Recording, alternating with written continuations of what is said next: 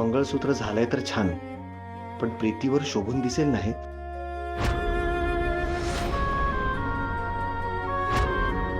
आवडलं ना मंगळसूत्र?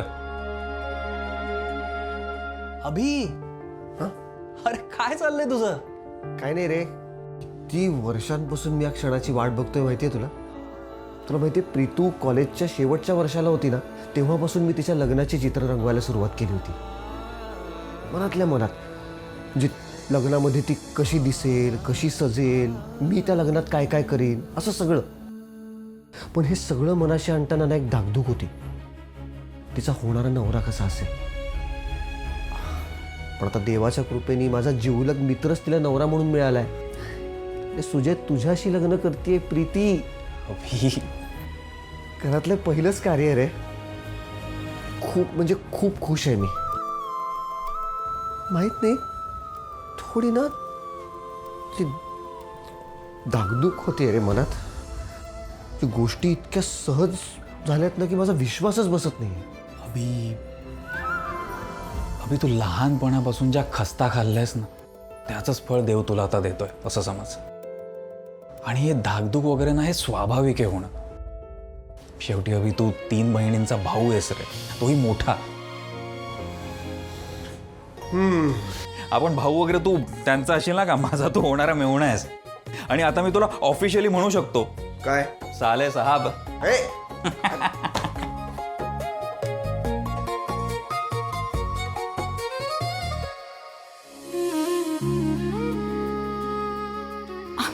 अहो सुभद्राताई, तुम्ही कशाला त्रास करून घेताय? मी करते, राहू दे. अहो असू दे. अगं आई, तेच मी म्हंटल मगाशी, उगाच त्रास करून घेतात काकू. अगं त्रास कसला त्यात? आता जयश्री ताई तुमच्यासाठी प्रेमाने काही ना काहीतरी करतात, त्याचा त्यांना त्रास होतो का? नाही ना. तसंच मला सुद्धा माझ्या लाडक्या सुनेसाठी कुठलंही काम करताना अजिबात त्रास होत नाही. उलट तिच्यामुळे हे घर मला माझंच वाटतं. खरं सांगू का सुभद्राताई तुम्हाला,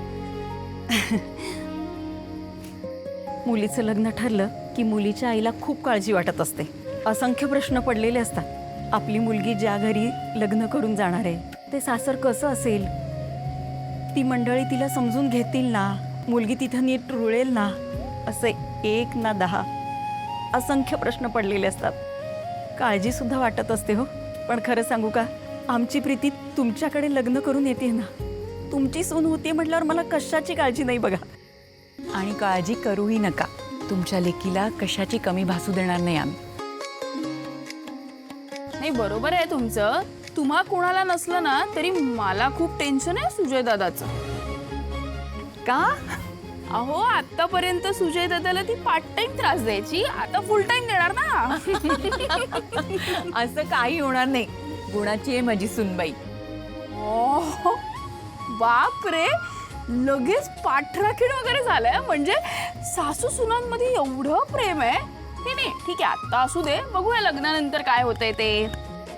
लग्नानंतर सुद्धा आम्ही दोघी अशाच असू, बघशीलच तू. प्रीती माझी सून नाहीच आहे, ती तर लेक आहे माझी. त्यामुळे एक गोष्ट मात्र नक्की, की काहीही झालं तरी आमच्यात कधीच भांडण होणार नाही. आणि झालंच तर फार काळ टिकणार नाही, हो की नाही ग? होय.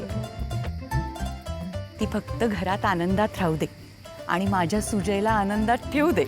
मग आम्हाला अगदी पिठलं भाकरी करून खाऊ घातली ना तरी सुद्धा आनंदाने खाऊ आम्ही. पण काकू, तुम्हाला माहितीये ना, प्रीतीताईला पिठलं भाकरी सुद्धा करता येत नाही. म्हणजे ती किचन मध्ये गेली ना तर अजून ताप वाढवून ठेवते. ए, काही बोलू नकोस हा. आई, सांग ना हिला, बघ कशी बोलते. तुझ्यापेक्षा छान जेवण बनवते. हो. असू दे हा ज्योती, ते आमचं आमच्याकडे. आणि अगदी हिला काही आलं नाही ना तरी सुद्धा मी सगळं शिकवीन तिला, अगदी व्यवस्थित. बाप रे, मगासपासून मी बघते तुमची युती झाली आहे छान आणि मी अपक्ष म्हणून भांडतेय. काळजी नसावी ताई सरकार, आमच्या पक्षाचा तुम्हाला जाहीर पाठिंबा असेल.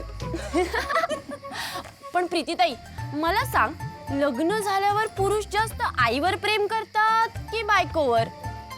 मुळात तुझा प्रश्नच चुकीचा आहे. आता कोड्यात पडलीस म्हणून लगेच पळवाट शोधू नकोस. तुझ्या प्रश्नाचं उत्तर देते, त्याआधी तू माझ्या एका प्रश्नाचं उत्तर दे, ठीक आहे? तुझं आईवर जास्त प्रेम आहे की दादावर? आमच्या पक्षाची जाहीर माघार. ही तारेवरची कसरत नकोच बाबा आपल्याला. याच तारेवरच्या कसरतीला संसार म्हणतात. मुळात आई आणि बायको हा वाद पुरुषाने केलाच नाही पाहिजे. त्यातच त्याचा डबल फायदा असतो. म्हणजे कसं, आईचं सुद्धा त्याला तेवढंच प्रेम मिळतं आणि बायकोचं सुद्धा तेवढंच प्रेम मिळतं. वा वा सुनबाई, काय उत्तर दिलंय. म्हणजे सासूबाई पण खुश आणि नवरा पण खुश. याचा अर्थ काय माहितीये का, एकदम संसारासाठी तयार झालात असं कळतंय काय. चला या गोष्टीवर आपण शेंगदाणा पार्टी करू.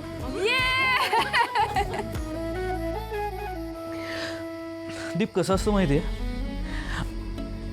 आपण जेव्हा कोणाची काळजी करत असतो आणि त्यावेळेला आपल्याला कोणी विचारत नसतं ना, तेव्हा किती वाईट वाटतं हे तुला चांगलंच माहिती आहे. आणि मला वाटतं तू माझाही विचार करावास. आणि आत्ता तू मला घरी हवायस, कळलं ना? घरी जातोय आपण. मी घरी असताना माझा लहान भाऊ याचा बाहेर फिरतोय, नाही आवडत मला, त्रास होतो याचा मला. आणि बाबांना त्यांना काय वाटतं? दीप, मला काही झालं तर त्यांना काय वाटतं? नाही फरक पडणार. पण माहिती आहे बा, मी पण त्यांचाच मुलगा आहे, त्यांच्यासारखाच हट्टी आहे. मग मी पण इथेच थांबणार माझ्या आईजवळ. हेच बाजा ना सगळं. आता तू घरीच. दीप, ऐक ना दीप, तुला आपल्या आईची शपथ आहे. ए, आईची शपथ देऊ नकोस. आईची शपथ नको. एकाच आयुष्यात किती वेळा गमवतीला तू. चल घरी जा. सॉरी, घरी तुझे सावकाश. नाही बा, मी ऐकत जा जरा. तुला किती वेळा सांगितलं दादा. सावकाश सर बाबा.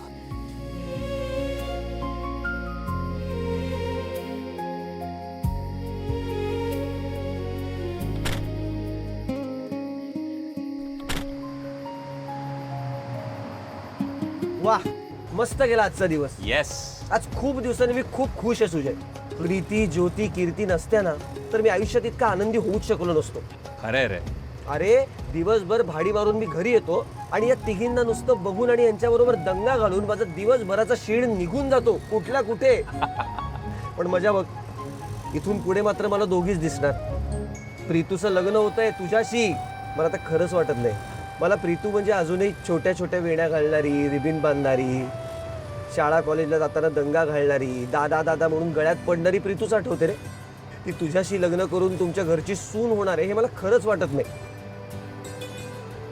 एक सांगू का सुजय? हा बोल ना. म्हणजे मला माहिती आहे तू तिला जपशीलच, पण एक मोठा भाऊ म्हणून माझं सांगणं कर्तव्य आहे, जप तिला.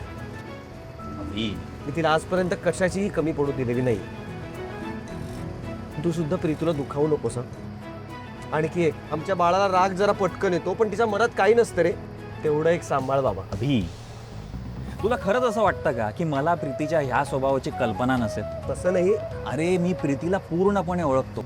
ती माझ्यासाठी एकदम महत्वाचीच आहे. आणि तू काळजी नको करूत रे. तू जसं प्रीतीला सांभाळलायस ना तसंच मी तिचा सांभाळ करण्याचा पूर्ण प्रयत्न करीन. ओके? ए हळू.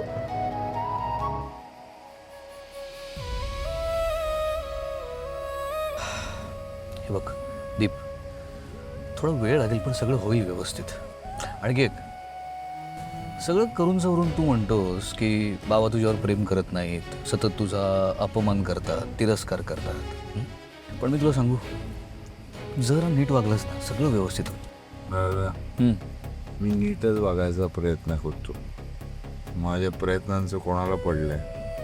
कितीही चांगला वागायचा प्रयत्न केला ना तरी बाबांसाठी मी कायमच दारुडा असणार. ते दादा, झोप येते का? नाही आहे ठीक. गाडी साईडला, गाडी साईडला घे, मी चालवतो. अरे आहे मी ठीक. दादा, तू कामामुळे 3 दिवस झोपला नाही आहे. प्लीज गाडी साईडला घे, मी गाडी चालवतो व्यवस्थित. अरे ठीक आहे बाबा, एवढं काय. हे बघ दारू तू प्यायलास, मी चालू आणि घर आलंय जवळ आपलं, मी चालवतो. व्यवस्थित चालवतो गाडी, तू गाडी साईडला घे, मी चालवतो. कोण गैरसमज आहे हा? शांत राहा, मी गाडी चालवतो. साईडला घे ना, मी तुला सांगतो ना दादा. चालवतो गाडी मी. ठीक आहे, मग माझ्याशी गप्पा मार. बोल, कधी आणणार आहेस दादा तू आमचं ती वहिनी?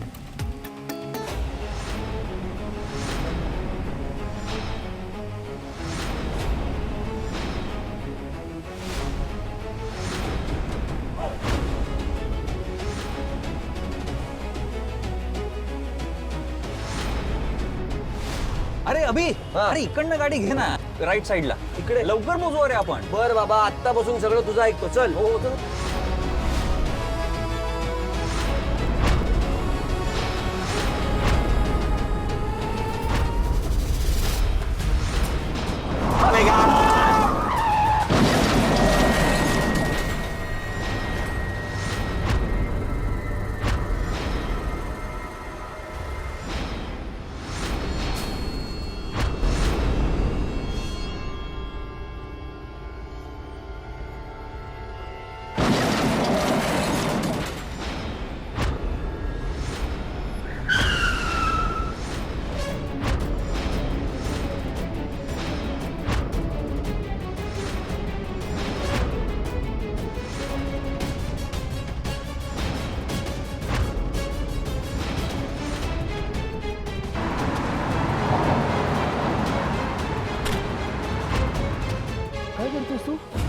दादा अरे गाडी थांबव ना दादा. अरे गाडी थांबव दादा. आपल्या इथून ऍक्सिडेंट झाला. गाडी थांबव. अरे शांत बस. वेळ लागले तुला वेळ लागले. रिक्षाला ठोकलाय पण रिक्षा केवढी वर उडाली मी आणि आपण तिथे गेलो तिथे माणसं जिवंत सोडणार नाहीत आपल्याला. मी नाही गाडी थांबवणार. अरे त्या रिक्षातली लोक आपल्याला येतील तर काय करणार आहे.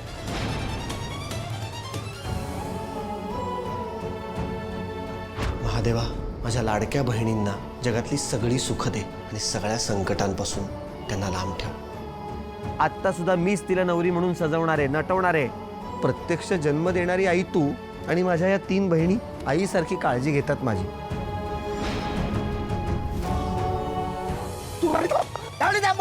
नाही नाही त्याचा काही उपयोग नाहीये. मला एवढंच वाटतं की आता आपण इथे थांबून काही उपयोग नाही आणि आपण नाही थांबायचं इथे. मी नाही गाडी थांबवणार.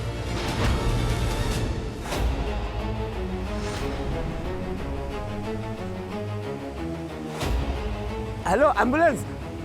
इथे क्रांती चौकात एक ऍक्सिडेंट झालं. जरा लवकर या. काय झालंय सगळं. गाडी कुठे आली एकदम जोरात धडक बसली. गाडीतली माणसं जिवंत असतील. अरे मी पोलीस नाही येणार. गाडी थांबव.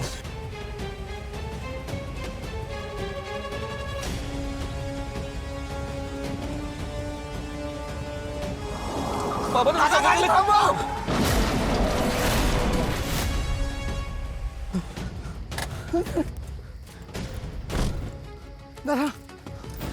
अरे डोकं फिरलाय का तुझा.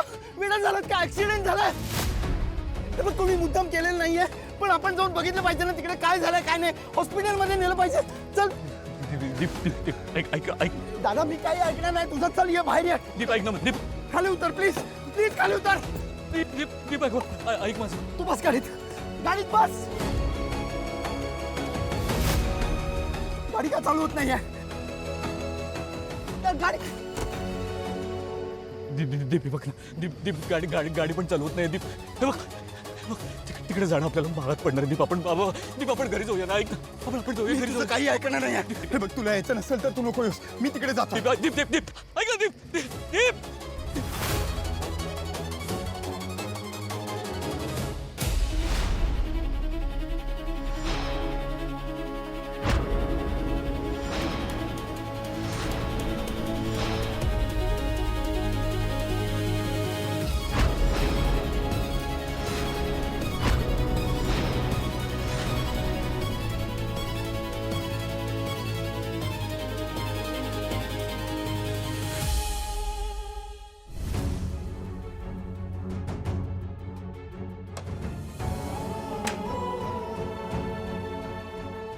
ज्योती काय ग दादा आल्याशी झोप येत नाहीये ना. अगं नाही मला ना रिक्षाचा आवाज आल्यासारखं झालं म्हणून आले. आणि दादा पण एवढा वेळ असं बाहेर राहत नाही ना. अगं फोन करून बघ त्याला. अगं स्विच ऑफ येतोय त्याचा फोन. चार्जिंग संपलं असेल फोनचं. आई नाही अगं असं होत नाही कधी. म्हणजे चार्जिंग संपणार असेल तर तो आधीच फोन करून सांगतो की मोबाईलमध्ये चार्जिंग नाही आहे. हो आई. आणि सुजयसुद्धा मेसेजचा रिप्लाय करत नाही अगं. काय सुजयचाही फोन नाही. अरे देवा. म्हणजे कुठली अडचण आली नसेल ना त्यांना. आई आई आई जरा शांत होतो. हो आई शांत हो. उगाच अस्वस्थ होऊ नकोस. हो. काय झालं दादा आला नाही अजून. नाही अगं ज्योतिताई चंदू काकांना कॉल करून विचार ना. बहुतेक सुजय दादाला सोडून दादा स्टेशनवरती भाडी मारायला गेला असेल आणि चंदू काका रात्रीचे तिथेच असतात. त्यांना फोन करून विचार, तिथेच असेल ग तो. नाही अगं, तो असं न सांगता भाडी मारणार नाही, खात्री आहे मला. नाही तरी पण मी एकदा काकांना विचारून बघते, त्यांना माहीत असेल तर. हॅलो काका, दादा आहे का स्टेशन जवळ? नाही ग, नाही दिसला मला. का ग, काय झालंय का? नाही ठीक आहे मी ठेवते. फोन ठेवते. ज्योती काय म्हणाले ग? काही नाही, दादा असेलच इथे कुठेतरी असं म्हणत होते. मी काय म्हणते आई, तुम्ही तिघी झोपता का आता? हा अगं नाही काय आहे, आपण असं जागे राहिलो ना तर उगाच खूप विचार येतील आपल्याला. तर तुम्ही तिघी झोपा ना आता, आणि मी आहे ना दादा येईपर्यंत, कारण की मला अभ्यास करायचाच आहे. तर तुम्ही झोपा आता.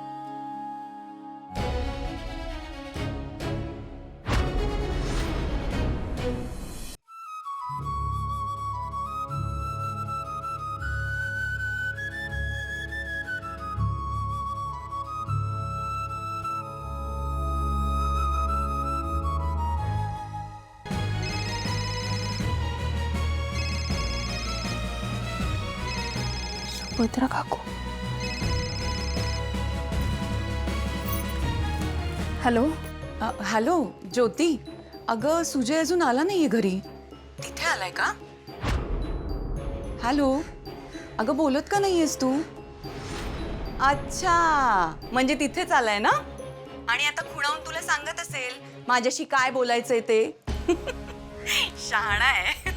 अगं त्याला इतक्यांदा सांगितलंय, आता तुझं लग्न ठरलंय बाबा, लग्नाआधी इतका वेळ तिथे थांबायचं नाही. पण माझं ऐकेल तर ना. दे त्याला फोन, बोलते त्याच्याशी. हॅलो. Hello hello. हा काकू, अहो ते दोघं अजून घरी आलेले नाही आहेत. काय? अजून घरी आले नाहीये? म्हणजे असे कसे नाही आले अजून? पण त्यांनी यायला हवं होतं, अजून कसे कुठे राहिले असतील? मला ना. काकू ऐका, तुम्ही जरा शांत व्हा, पॅनिक होऊ नका. आहे बघा ते जवळच्या कुठल्या तरी मित्राकडे गेले असतील. मी फोन करून बघते ना. अगं नाही, मी तुला फोन लावायच्या आधी अभिजितला आणि त्याला फोन लावला होता, पण त्यांचा फोन स्विच ऑफ होता.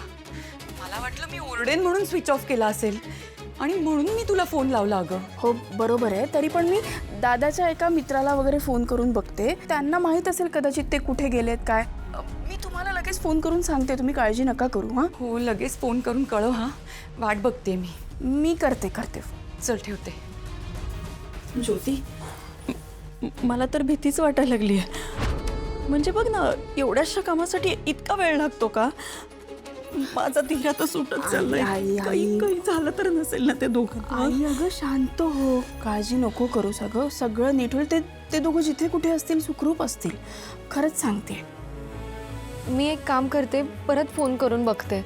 मला वाटतं काहीतरी नेटवर्कचाच प्रॉब्लेम असेल, नाही म्हणजे सतत फोन करत राहते, त्यांना नेटवर्क आला की कनेक्ट होईल फोन. बघ.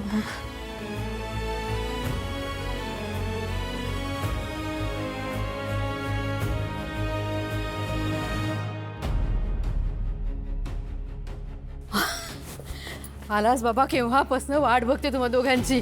जीव भांड्यात पडला बाबा.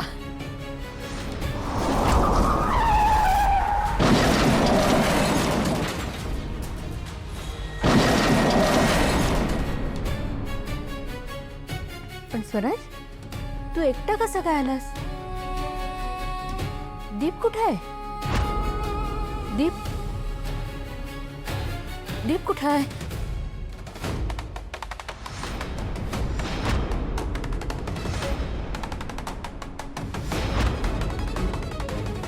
स्वराज, काय झालं त्या कारचं? स्वराज, काय झालं नक्की? दीप भेटला ना तुला? तुम्ही दोघ जण बरोबर होतात ना?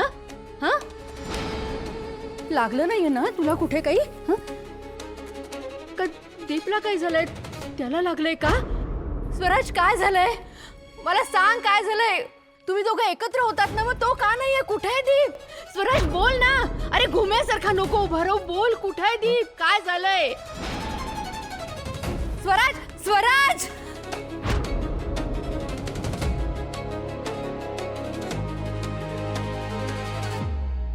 देवा, विना आधाराच्या या घराला फक्त तुझा आधार राहिलाय. जेव्हा जेव्हा आमच्यावर संकट आली तेव्हा तू पाठीशी उभा राहिला.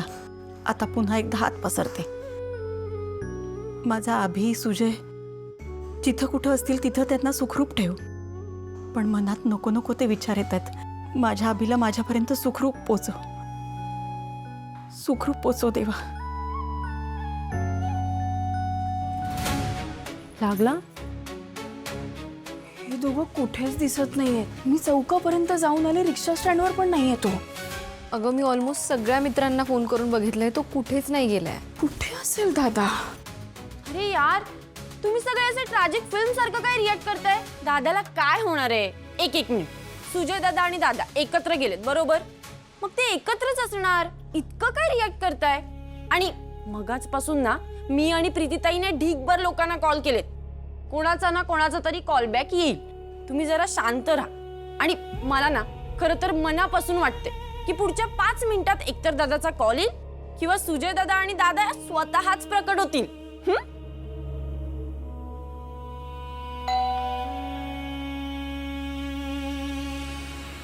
आलाच दादा.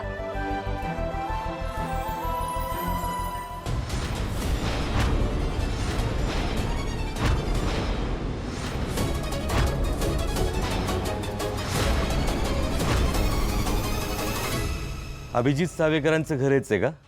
हो, काय झालं साहेब? नाही, तुम्हाला आमच्या बरोबर यावं लागेल.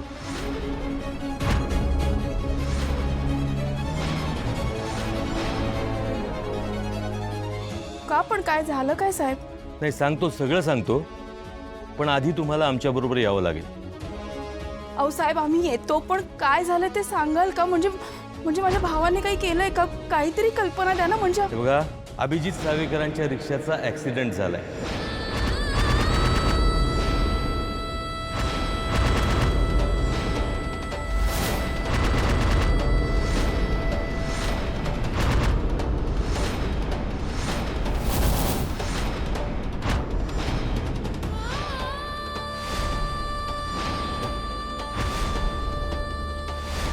दोघे होते त्यात. दोघांना खूप लागलंय. सिरियस आहेत ते.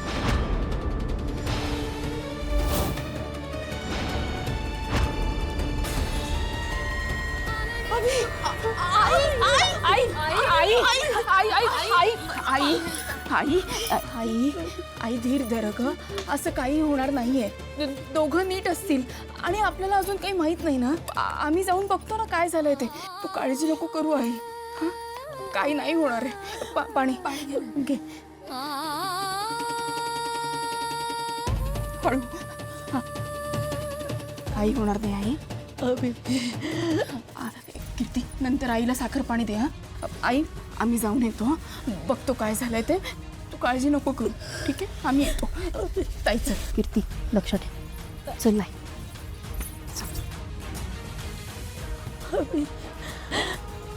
अभि